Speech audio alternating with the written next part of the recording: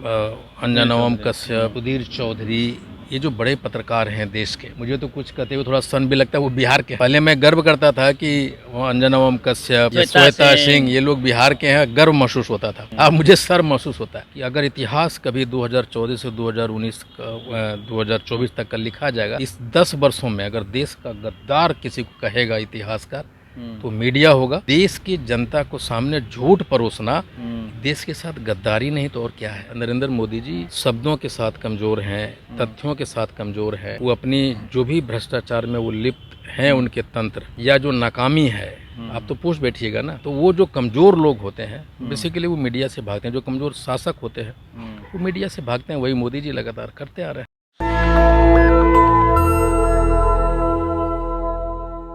हम लोग लगातार कह रहे थे कि बीजेपी से विपक्ष आसानी से लड़ लेगी, लेकिन टीवी अखबार का काट क्या होगा। लगातार जिस प्रकार से टीवी अखबार पिछले कई सालों से, कई वर्षों से एक तरफा एक एजेंडे के तहत विपक्ष को बदनाम करने का प्रयास कर रहा था, उसको विपक्ष ने भांप लिया है। और कई सारे न्यूज़ एंकर्स हैं, कई सारे न्यूज़ चैनल्स हैं जिसको पूर्णतः बैन लगा दिया गया है। मीन्स उनके शो में जो विपक्ष की पार्टियाँ हैं, उनके प्रवक्ता हो, नेता हो, वो नहीं जाएंगे। मीन्स टीवी अखबार के अब बुरे दिन आने वाले हैं। जिस प्रकार से एक तरफा न्यूज़ चलाया जा रहा था, उसको लेके कार्रवाई, बड़ी कार्रवाई आप कह सकते हैं कि की गई है। इसी पे बातचीत करेंगे। हमारे साथ IP गुप्ता जी हैं, कांग्रेस के बड़े चेहरे हैं और अखिल भारतीय पान महासंघ के राष्ट्रीय अध्यक्ष भी हैं।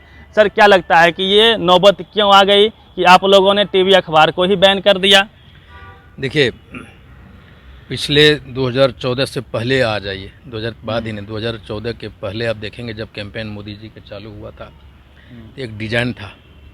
और इन सारे चीज़ों के मीडिया एक ऐसी ताकत थी मोदी जी को, जिसके बारे में हमको लगता है कि विपक्ष ने कभी सोचा नहीं, उस पर काम भी नहीं किया था।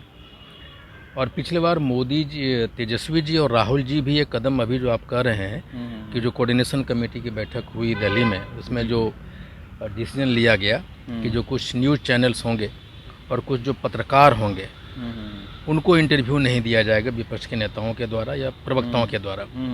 मुझे लगता है कि ये देर से उठाया हुआ दुरुस्त कदम है। उनको बहुत पहले करना चाहिए था। वो लोग क्या कर रहे थे कि गेंद हमारे पाले में डालते थे और उस गेंद को हम लोग खेलते थे, पिच उनकी तैयार होती थी। लेकिन आप कुछ दिनों से देख रहे होंगे ये उल्टा हुआ है। आजकल राहुल के गूगली पे वो लोग फंसते हुए दिखाई पड़ रहे हैं, आदरणीय अध्यक्ष, पूर्व अध्यक्ष राहुल जी के। मुझे ये नहीं समझ में आता ये जो एंकर्स हैं, नविका कुमार, अंजना ओम कश्यप, सुधीर चौधरी, ये जो बड़े पत्रकार हैं देश के, मुझे तो कुछ कहते हुए थोड़ा सन भी लगता है। वो बिहार के हैं। पहले मैं गर्व करता था कि वो अंजना ओम कश्यप या श्वेता सिंह, ये लोग बिहार के हैं, गर्व महसूस होता था। अब मुझे शर्म महसूस होता है। लेकिन जब ये शो करके जाते हैं, इनको अपने बच्चों को ये चेहरा कैसे फेस करते हैं, कैसे दिखाते होंगे कि मैं क्या बोल के आऊँ। उनके बच्चे भी जानते हैं कि आज हमारी माँ या बाबूजी आज आए हैं, क्या बोल कर आए हैं। ये कैसे फेस करते हैं अपने बच्चों को। और मैं शुरू से कहता आ रहा हूँ कि अगर इतिहास कभी 2014 से 2024 तक का लिखा जाएगा, तो इस 10 वर्षों में अगर देश का गद्दार किसी को कहेगा इतिहासकार, तो मीडिया होगा। और मीडिया के चंद मीडिया होंगे, सारे नहीं, चंद मीडिया होगा। और मीडिया के ये जो एंकर्स हैं, सो कॉल्ड एंकर, वो सारे के सारे होंगे। आपको सर क्या लगता है, जो उनका नाम है, नेम फेम है, सुधीर चौधरी जी हो गए, नविका कुमार जी का सर आपने नाम लिया, अमीश देवगन जी हैं और कई सारे सो कॉल्ड नेशनलिस्ट पत्रकार हैं, तो क्या लगता है कि आप लोग बायकॉट कर रहे हैं, तो फिर तो जिस तेज़ी से वो काम कर रहे थे आपके विरुद्ध में या फिर देश के विरुद्ध में, कह लीजिए, पत्रकार का काम होता है जनता का साथ देना, लेकिन सरकार से सवाल करना, लेकिन वो जनता से सवाल या विपक्ष से सवाल करते थे, सरकार की वाहवाही करते थे। आपको इससे नुकसान नहीं होगा? आपको भी तो ऐसे चेहरे चाहिए प्रचार के लिए। पैसे का खेल यदि मोदी जी करते हैं तो कांग्रेस के पास भी तो बहुत पैसा है, खरीद लीजिए ना आप लोग उनको। बात देखिए, बात खरीदने की नहीं है। मोदी जी ने दो चीज़ें बड़ी सुंदर भांपा है। एक तो ये जो भी पत्रकार हैं, जिस वर्ग से आते हैं, जिस वर्ग से वो आ रहे हैं, एक वैचारिक सहमति है मोदी जी के और RSS के एजेंडा के साथ में। पहला कारण तो वो है। दूसरा, जीवन भर में जितने पैसे कमाए होंगे उससे 1000 गुना ज़्यादा पैसा अभी उनको मिल रहा है। और अगर आप देखेंगे तो हर एक शो को देखिए और हर एक एंकर को देखिए, जैसे लगता है कि पेड न्यूज है, देश के न्यूज़ से मतलब नहीं है। लेकिन जब हम प्रमोशनल टाइप का उनका वो एजेंडा होता है। और लेकिन अगर जब हम कहते हैं कि जिस वर्ग से आते हैं उसी वर्ग से कुछ और पत्रकार आते हैं, प्रसून वाजपेयी जी हैं, अभिसार शर्मा जी हैं, रवीश जी हैं, वो उन्हीं वर्ग से आते हैं, लेकिन वो देश के लिए लड़ते हैं, उस पत्रकारिता के लिए लड़ रहे हैं। मैं हमेशा कहता था रवीश कुमार जी एनडीटीवी में थे, प्रणव राय एक खड़े थे सच्चाई के साथ में या पत्रकारिता के साथ में, तो उसका सिर्फ सिंगल रीजन था कि प्रणव राय देश के बड़े पत्रकार थे और इसलिए वो पत्रकारिता करते थे एनडीटीवी के साथ। लेकिन उसके सीधा उलट ये पत्रकारिता करने वाले ने ये जब से उद्योग बना दिया और पूंजीपति आ गए बैकग्राउंड में, जब मालिक बन गए न्यूज़ चैनल के पूंजीपति, तो वो बिजनेस करने लग गए इसके साथ। पत्रकारिता बिजनेस हो गया सर? नहीं, बहुत सारे ऐसे पत्रकार हैं जो बिजनेस नहीं कर रहे हैं। नहीं, टीवी अखबार की बात कर रहे हैं। हाँ, टीवी अखबार में तो वही हो रहा है, लेकिन हमको लगता है कि जिनका सर आपने नाम लिया, रवीश कुमार जी हों, अजीत अंजुम जी हों, जो न्यूट्रल न्यूज रिपोर्ट करते थे, उनको निकाल दिया गया सर टीवी से, वो यूट्यूबर हैं अब। अभी हाल ही में एक पत्रकार, उनका नाम मैं भूल रहा हूँ, जो एनडीटीवी से स्वतः रिजाइन दिया। अगर आप उनके पूरे स्टेटमेंट को देखें तो उनके एक सेट एजेंडा के साथ रोज भेजा जाता था कि राहुल जी के साथ आज क्या करना है, राहुल जी पे क्या बोलना है, हंगामा करना है एक पीसी में। ये जो भी न्यूज अभी आप देखे होंगे G20 हो गया, जो चीज़ राहुल जी के एक स्टेटमेंट आई कि हम अपने लोगों को, गरीब लोगों को और बेजुबान जानवरों को देश से छुपाने, दुनिया से छुपाने की ज़रूरत नहीं है। जब हम किसी चीज़ को छिपाते हैं तो उस चीज़ को दुनिया और ज़्यादा देखना चाहती है। हाँ, सलाम एरिया को ढक दिया गया था सर। लेकिन मैं लगता हूँ कुत्ते को रास्ते से निकाल के जबरदस्ती खींच के कहीं गटर में डाल दिया गया, कई कुत्ते मर भी गए। ये भी तो मैं तो देख नहीं सका। जब एक बार देखा तो मैं रात में, आप ये कहें कि जानवरों से जिस तरह से बर्बरता बरती गई, रात में आपको नींद नहीं आएगा।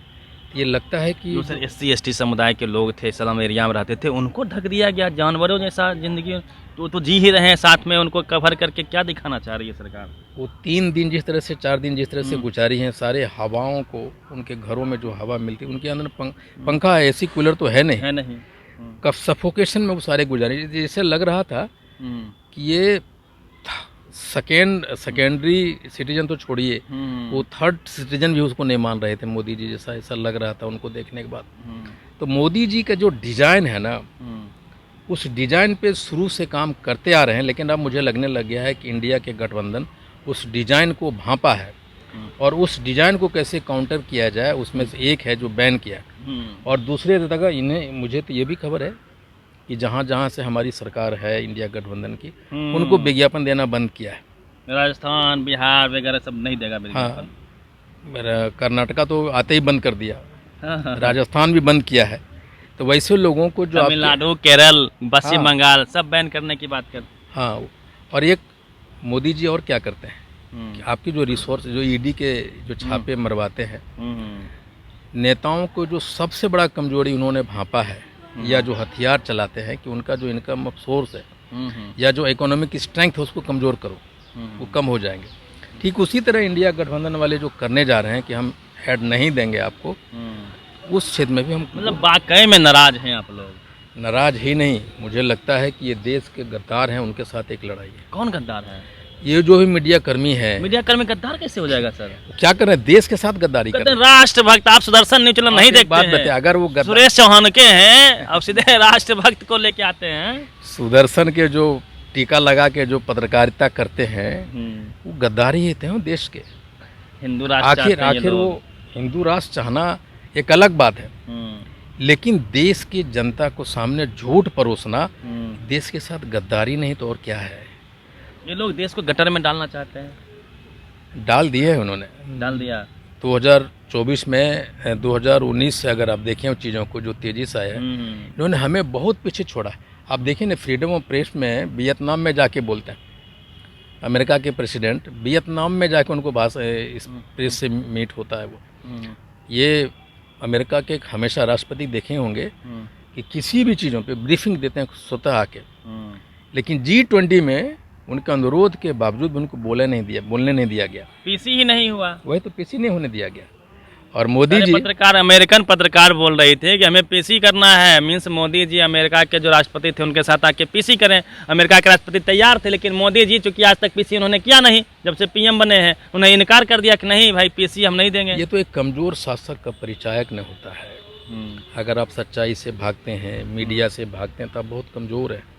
नरेंद्र मोदी जी शब्दों के साथ कमज़ोर हैं, तथ्यों के साथ कमज़ोर है। वो अपनी जो भी भ्रष्टाचार में वो लिप्त हैं, उनके तंत्र या जो नाकामी है, आप तो पूछ बैठिएगा ना। तो वो जो कमज़ोर लोग होते हैं बेसिकली वो मीडिया से भागते हैं। जो कमज़ोर शासक होते हैं वो मीडिया से भागते हैं। वही मोदी जी लगातार करते आ रहे हैं। तो आप लोग को क्या लगता है कि वैचारिक सहमति है? मीन्स मैं सीधा शब्दों में कह दूं तो सवर्ण समाज के 99% टीवी अखबारों पे कब्जा है और उसकी वैचारिक सहमति हम लोग लगातार कहते आए हैं कि बीजेपी के साथ में है। यही वैचारिक सहमति पहले कांग्रेस के साथ में थी, लेकिन चूंकि सवर्ण समाज शिफ्ट हो गया बीजेपी की तरफ में, तो अब उनकी जो टेंडेंसी है, उनकी जो उनका जो झुकाव है, उनका जो अलाइनमेंट है, वह कहीं ना कहीं बीजेपी के साथ हो गया।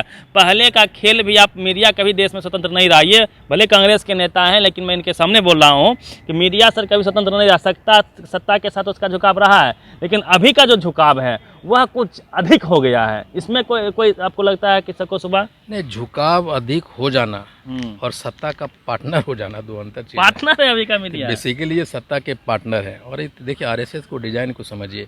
आखिर जिस वर्ग की ओर, आप जिस सवर्णों की तरफ इशारा करने का कोशिश कर रहे हैं, वीपी सिंह आए थे, उन्होंने मंडल कमीशन को सिफारिशों को लागू किया था। आज भी उनके समाज के लोग उनको विलेन बोलते हैं उनकी इस चीज़ों के लिए। नेता एक्सेप्ट नहीं किया। हाँ, लेकिन वो चूँकि राज घराने से थे, राजा थे, और राजा एक ऐसे राजा थे जो इंसाफ करने में विश्वास रखते थे। उन्होंने मंडल कमीशन को किया। और कहीं न कहीं आरएसएस का जो डिज़ाइन है या जो बीजेपी की डिज़ाइन है, ये मोदी पिछड़े वर्ग से आते हैं और शाह भी पिछड़े वर्ग से आते हैं। तो उन लोगों को इससे अच्छा कौन मिलेगा? कि इतिहास में जब लिखा जाएगा तो ये कह तो सकते हैं कि भाई वो जो किया है वो पिछड़े वर्ग से आते थे। ये तो कह बना देगा। बिल्कुल बिल्कुल। अच्छा, तो वो उनके कहीं न कहीं उस ऑरेंज।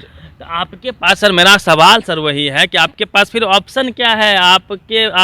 आपके पास मीडिया के तौर पे अब तो कोई टीवी अखबार है नहीं जो आपको दिखाता हो, तो किसके सहारे चुनाव लड़ेंगे आप लोग? देखिए, सोशल मीडिया का ज़माना है और मोदी जी भी धीरे धीरे सोशल मीडिया की तरफ, पहले तो मुड़े ही थे, लेकिन देश के नामचीन मीडिया की तरफ मुड़े हैं, यूट्यूबर की तरफ मुड़े हैं। लेकिन हमारे पास जो सबसे बड़ा हथियार है, मैं जानता हूँ ये फ्रंट मीडिया हमें साथ नहीं देगी, हमें प्रिंट मीडिया साथ नहीं देगी, हमारे पास उतना पैसा नहीं है।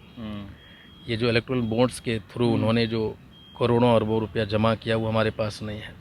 हमारे पास सिर्फ एक ही रास्ता है कि हम जनता के बीच जाएं और जनता के बीच जाके अपनी बातों को रखें और उनके बातों को भी रखें कि वो देश के साथ कर क्या रहे हैं। उसके अलावा हमारे पास कोई चारा नहीं है।